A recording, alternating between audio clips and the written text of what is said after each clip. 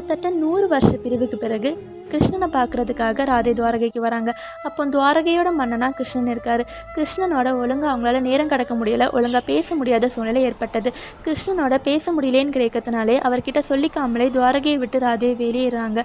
கொஞ்சம் தூரம் நடந்து போனதுக்கப்புறமா பின்னாடி காலடி சத்தம் கேட்டு திரும்பி பார்க்குறாங்க. கிருஷ்ணன் பின்னாடி வந்து நிற்கிறாரு. நீ என்கிட்ட சொல்லாமல் போனாலும் உன் மனசை என்னால் புரிஞ்சிக்க முடியும், உன்னை தேடி நான் வந்திருக்கேன்னு கிருஷ்ணன் ராதை கிட்ட சொல்கிறாங்க. தனக்காக ஒரு தடவை புல்லாங்குழல வாசிக்க சொல்லி ராதை கேட்குறாங்க. கிருஷ்ணன் புல்லாங்குழலை எடுத்து வாசிக்க ஆரம்பிக்கிறாரு. ராதை மேமறந்து கண்களை மூடுறாங்க. அதுக்கப்புறம் ராதை கண்களை திறக்கவே இல்லை.